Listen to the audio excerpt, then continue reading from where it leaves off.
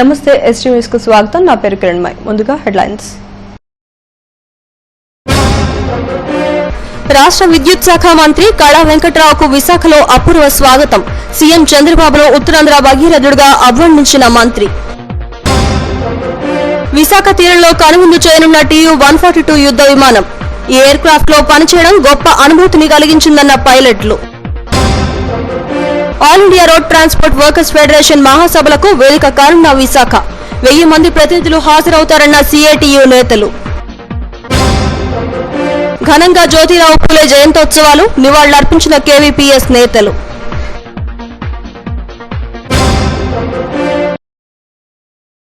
రాష్ట్ర విద్యుత్ శాఖ మంత్రిగా బాధ్యతలు చేపట్టి తొలిసారిగా విశాఖ వచ్చిన కళా వెంకట్రావుకు అఖండ స్వాగతం లభించింది. విశాఖ నుంచి శ్రీకాకుళం వరకు భారీ ఊరేగింపు కొనసాగింది. ఉత్తరాంధ్ర భగీరథుడు చంద్రబాబు అని మంత్రి కళా వెంకట్రావు ప్రకటించడం గమనార్హం. నవ్యాంధ్రకు టీడీపీ అధ్యక్షుడిగా ఉన్న కిమిడి కళా వెంకట్రావుకు పార్టీ సముచిత స్థానం కల్పించింది. కేబినెట్ మంత్రిగా బాధ్యతలు చేపట్టిన ఆయన తొలిసారిగా విశాఖకు వచ్చారు. ఈ సందర్భంగా అభిమానులు, కార్యకర్తలు, నాయకులు పెద్ద ఎత్తున ఎయిర్పోర్ట్ లో స్వాగతం పలికారు. జానపద కళారూపాలు, బ్యాండ్ మేళాలతో ఎయిర్పోర్ట్ దద్దరిల్లిపోయింది. అభిమానులు పెద్ద ఎత్తున తరలివచ్చి పూలమాలతో ముంచెత్తారు. ఉత్తరాంధ్ర భగీరథుడు ముఖ్యమంత్రి చంద్రబాబు అని మంత్రి కళా వెంకట్రావు అన్నారు. తోటపల్లి, వంశధార ప్రాజెక్టులను పూర్తి చేసి ఉత్తరాంధ్ర సస్యశ్యామలం చేసిన ఘనత ఆయనకే దక్కుతుందన్నారు. తనకు పార్టీ రాష్ట్ర అధ్యక్షుడిగా, మంత్రిగా గుర్తింపు ఇచ్చారని తెలిపారు. ఇందుకు సహకరించిన కార్యకర్తలు, నాయకులకు ఆయన కృతజ్ఞతలు తెలిపారు. ఇదే కాకుండా గత 35 సంవత్సరాల నుంచి ఉత్తరాంధ్రలో ఉండేటటువంటి అందరూ కూడా సహకరించి, అభిమానించి, మీ తమ్ముడిగా కొన్నాళ్ళు, అన్నగా కొన్నాళ్ళు, ఇప్పుడు పెద్దన్నగా కూడా ఉత్తరాంధ్రలో ఎమ్మెల్సీలో అందరూ కూడా మీరందరూ కార్యకర్తలు, చిన్న ₹2 కార్యకర్తల నుంచి స్టేట్ పార్టీ అలా ఉండేటటువంటి సెక్రటరీలు, ఆర్గనైజింగ్ కార్యదర్శుల వరకు కూడా పేరు పేరున 65 లక్షల మంది ఎవరైతే ఉన్నారో మన సభ్యులందరూ, మన ఉత్తరాంధ్రకు సంబంధించిన సభ్యులందరూ అభిమానాన్ని చూడగలడం, మీరందరూ అభిమానాన్ని చూపించడం నాకు చాలా సంతోషంగా ఉందని చెప్పి మీకు అందరికీ నేను మనం చేస్తున్నాను. ఉత్తరాంధ్ర అంటే ముఖ్యమంత్రి గారికి ఒక ప్రత్యేకత. తెలుగుదేశం పార్టీ పుట్టిన దగ్గర నుంచి కూడా ఉత్తరాంధ్రాన్ని పైకి తీసుకురావాలనేది సాంఘికంగా, ఆర్థికంగా, రాజకీయంగా మరి ఉత్తరాంధ్రాన్ని ముందుకు తీసుకొచ్చినటువంటి ఘనత తెలుగుదేశం పార్టీకి, చంద్రబాబు నాయుడు గారికి దక్కుతుందని. ఎయిర్పోర్ట్ నుంచి ఓపెన్ ట్యాబ్ జీప్ లో భారీ ఊరేగింపుతో ఆయన శ్రీకాకుళం జిల్లా వెళ్లారు. జాతీయ రహదారిలోనే ప్రతి సెంటర్లోనూ ఆయనకు టీడీపీ శ్రేణులు ఘన స్వాగతం పలికాయి. TU-142 యుద్ధ విమానం విశాఖ ఎయిర్పోర్ట్ లో లాస్ట్ ల్యాండింగ్ అయింది. ఈ విమానంలో మొత్తం 10 మంది పైలట్లు ఉన్నారు. భారత వాయుసేనలో 29 ఏళ్లు సుదీర్ఘ సేవలందించిన ఎయిర్ క్రాఫ్ట్ లో పనిచేయడం గొప్ప అనుభూతిని కలిగించిందంటున్నారు చీఫ్ పైలట్ రాణాతో మా bureau chief Chittubabu face to face. రష్యాకు చెందిన విమానం ఆర్కే బీచ్ లో కనిపించింది. ఇది ముఖ్యమంత్రి చంద్రబాబు నాయుడు ఈ రోజు విశాఖ కిట్ని తీసుకొచ్చారు. ఈ కిట్ మనతో ఉన్నారు, వారిని అడిగి ఆ వివరాలు తెలుసుకుందాం. సార్, TU-147 ఎట్లా పనిచేస్తుంది? How to work in flight? It's a very difficult aircraft to fly. It is still holds a record of being the highest, fastest flying turboprop in the world, and it's got a very long range, and it was essentially the guardian of the Indian Ocean region, and nothing could come in or come out without we coming to know of it. Now it is getting decommissioned. It's already got decommissioned in fact, and the Boeing P-8I is the worthy successor, and it will continue to uphold the legacy of the Albatross. How many years? What is the specification of flight? It is a long-range maritime recce anti-submarine warfare aircraft. It's a very specialized aircraft. It's got a lot of equipment inside to search, locate, and destroy submarines essentially. And of course, it's got a very good radar on board, through which we can pick up surface contacts at extended ranges. So nothing can come in and go out of the Indian Ocean region without us coming to know of it. So that is the specialty of this aircraft. How many men in aircraft? Minimum set of crew is 9 people, each one doing a specialized job. So total 9 people in the aircraft. you hunt submarines. Yes, Underwater. So your signals reaches below the water. Yes, absolutely. The sonar signal that you get. Sonar. Yeah, we have a miniaturized sonar kind of a thing. You drop something or Absolutely correct. So we drop the sonar buoys, and then the sonar buoys different pattern of dropping them depending on what information we have beforehand, and then depending on that we localize the submarine and then finally destroy them up again. Absolutely. Can you do it yourself or some other ship picks up? No, we do it ourselves, and in fact we pass on this information to the surface units, that is essentially the ships. See, range is, you cannot say the range because what happens is the range of the sonar buoy itself is, it's a complicated science actually. I cannot tell you that within a range of 10 kilometers or 5 kilometers it will be detected. It also largely dependent on the skill of the operator, the sonics, the two sonics who are the first people who pick up the submarine. Any depth also? No, not any depth. Meters, Not any. The depths are also specified. If it's too low, then obviously the sonar buoy cannot go that, so it cannot pick it up. Normally any submarine cannot go below that depth. Normally. No, if it dives deep, then we will not be able to pick it up. INS 142 యుద్ధ విమానం విశాఖపట్నంలో కొనుగోలు చేయనుంది.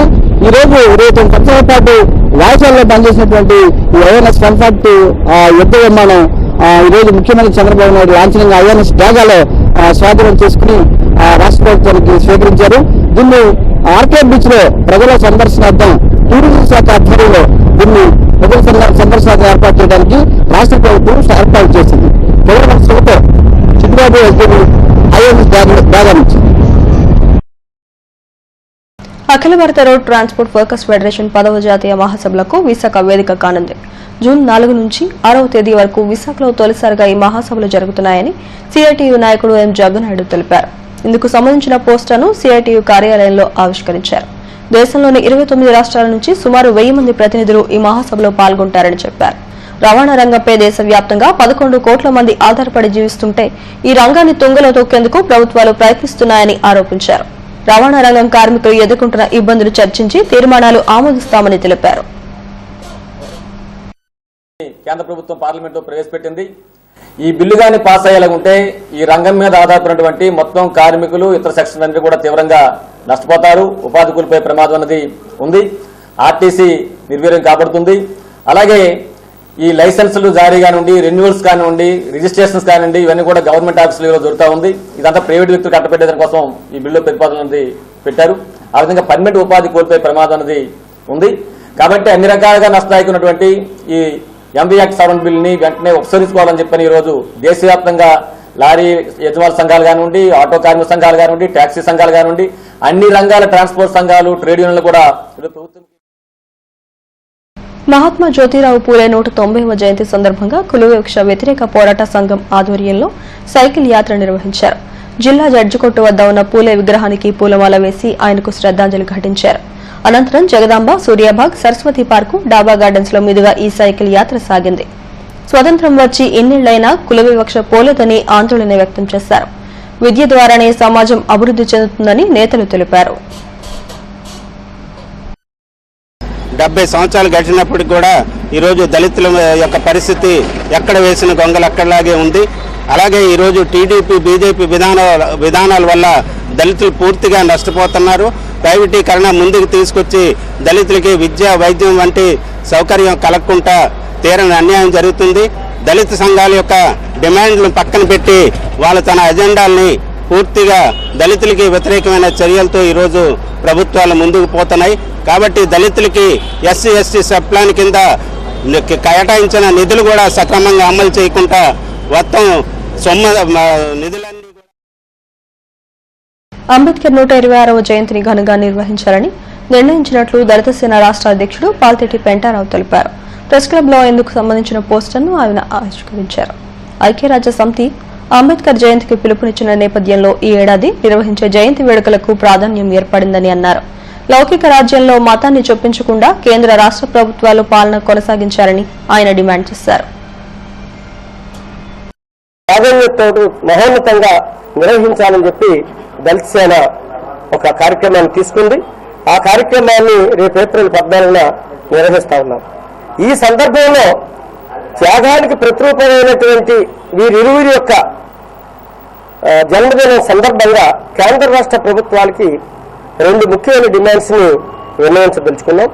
మొదటిది ఏంటంటే పూలే, అంబేద్కర్, సావిత్రిబాయి పూలేల యొక్క జీవిత ఘట్టాలని, పోరాట అంశాలని 5వ తరగతి నుంచి సామాజిక సేవే లక్ష్యంగా జనసేన పార్టీ పలు సేవా కార్యక్రమాలు నిర్వహిస్తూ జనం ముందుకు పోతోంది. ముఖ్యంగా రక్తదాన శిబిరాలు నిర్వహిస్తూ ఆపదలో ఉన్న వారికి అండగా నిలుస్తోంది. పార్టీ సేవా కార్యక్రమాల్లో భాగంగా గాజువాకలో నిర్వహించిన రక్తదాన శిబిరానికి విశేష స్పందన లభించింది. ముఖ్యంగా యువత స్వచ్ఛందంగా ముందుకొచ్చి రక్తదానం చేశారు. ఈ కార్యక్రమంలో పార్టీ నాయకులు పంచకర్ల సందీప్, శివ, జాగరపు శ్రీను తదితరులు పాల్గొన్నారు.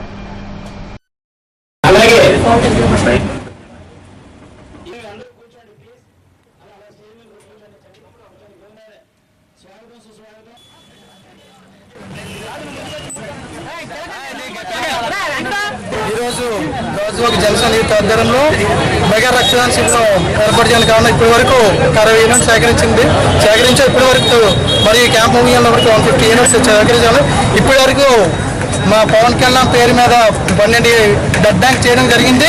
ఇప్పటి వరకు 780 యూనిట్లు ప్రతి ఎంటైర్ డిపార్ట్మెంట్, పోలీస్ డిపార్ట్మెంట్ కానీ, అధికారులు కానీ, పొలిటికల్ లీడర్ కానీ, నిరుపేదలకు చాలా మంది ప్లేట్లెట్స్ రూపంలో కానీ మరియు బ్లడ్ రూపంలో కానీ మాకు ఎంతో సహకరించిన రోడ్డు పట్నం వారికి మరియు ప్రత్యేకంగా వినోద్ గారికి కృతజ్ఞతలు తెలియజేసుకున్నాం. ఇదేవిధంగా మాకు ఈ బ్లడ్ బ్యాంక్ ముందుండి సహకరించిన మన భార్గవన్లకు, విశాఖల వెంకటన్నకు మరియు గంగూరు శేషన్లకు మరియు నా తరఫున మరియు జనసేన ప్రేమ సమాజంలో మెలోడీ క్రియేటర్స్ ఆధ్వర్యంలో నిర్వహించిన సంగీత విభావరి ఆద్యంతం అలరించింది. అలనాటి మేటి సినీ గీతాలను గాయకులు వీణుల ముందుగా ఆలపించారు. సీనియర్ సిటిజన్స్ పలువురు ఈ కార్యక్రమంలో పాల్గొన్నారు.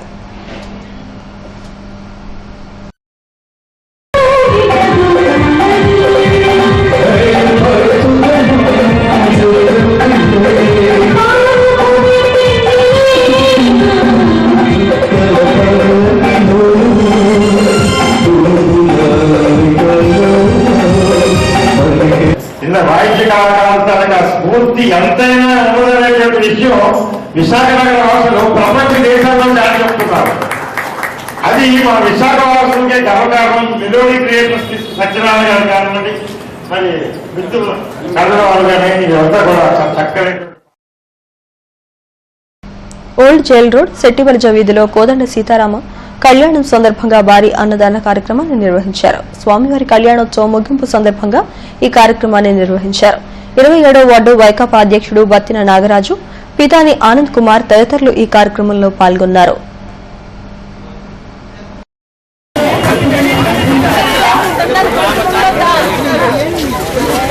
ఈ రోజుకి 44 సంవత్సరాలు అయ్యింది. ప్రతి సంవత్సరం ఘనంగా శ్రీరామనవరాత్రులు అలాగే అన్నసంతర్పణలు ఘనంగా జరుపుతుంటారు. ప్రతిసారి భక్తులు తమ కోరికలు తీర్చుకోవడానికి రాముల కళ్యాణ్కి అధిక సంఖ్యలో వచ్చి వాళ్ళ కోరికలు తీర్చుకుంటూ దేవుడు ఆశీస్సు పొందుతున్నారు. అలాగే అన్నసంతర్పణ కూడా 2000 మంది, భారీ ఎత్తున 2000 మంది వచ్చి అన్నప్రసాదాలు రామాలయ అన్నదంతా.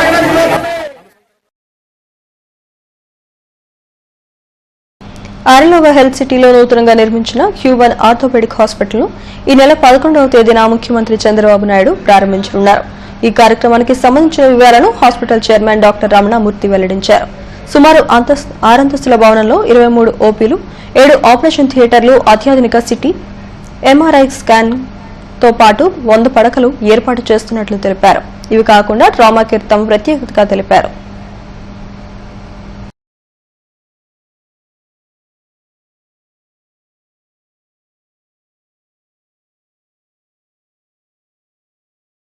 మనము సిటీ విశాఖపట్నం నందు ఈ 11th honourable CM Nara Chandrababu Naidu గారి ఓపెన్ చేయడం జరుగుతుంది. ఇది యునిక్ సర్జికల్ స్పెషాలిటీ హాస్పిటల్. 1 ఏకర్లో 1,20,000 ఎస్ఎఫ్టీతో కట్టడం జరిగింది. ఇందులో 7 ఆపరేషన్ థియేటర్స్, అన్ని modular and specialised operation theatres, దాని సపోర్టివ్ గా ఒక 4 intensive care units, surgical intensive care, అదేవిధంగా మనకి medical intensive care, day care unit ఉండడం జరుగుతుంది. ఇది స్పేషియస్ గా ఉండి మంచి పార్కింగ్ కూడా పూర్తి ఫెసిలిటీస్ తో ఇది ఉండడం జరుగుతుంది. దీన్ని సపోర్టివ్ గా మనకి హైయెస్ట్ డయాగ్నోస్టిక్స్ లైక్ ఎంఆర్ఐ గానీ, సిటీ గానీ, ల్యాబ్ ఫెసిలిటీ గానీ అన్ని ఆటోమేటెడ్ ల్యాబ్స్.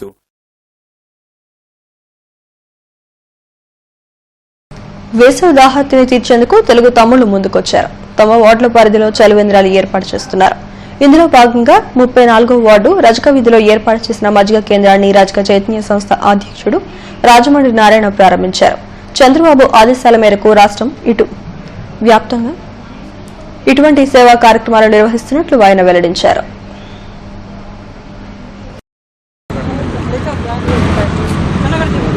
ఇవాళ ప్రతి ప్రాంతాల్లో కూడా ఈ చలివేంద్రాలు అక్కడికక్కడ ఏర్పాటు చేయమని చెప్పడం జరిగింది.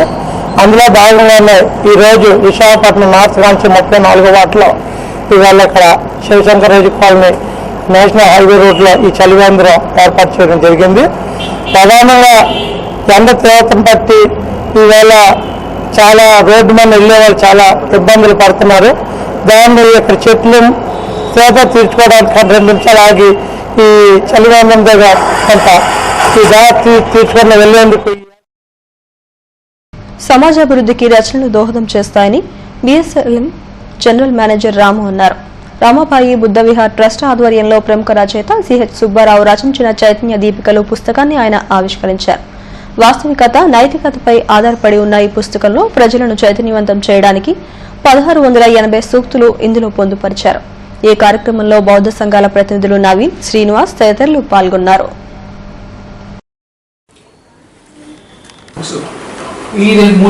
సుమారుగా 2 సంవత్సరాలు కృషి చేసి ఈ బుక్ రాయబడింది. 1680 సూక్తులతోటి.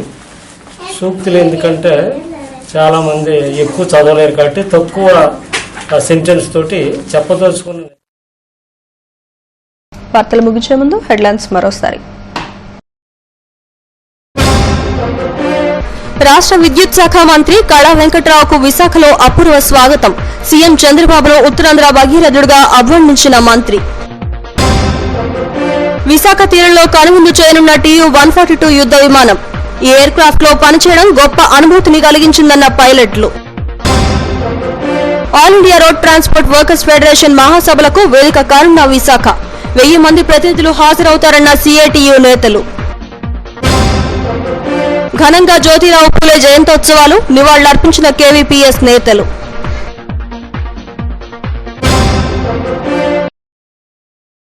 వార్తలు ఇంతటితో సమాప్తం. మరిన్ని వార్తా విశేషాల కోసం చూస్తూనే ఉండండి STV న్యూస్.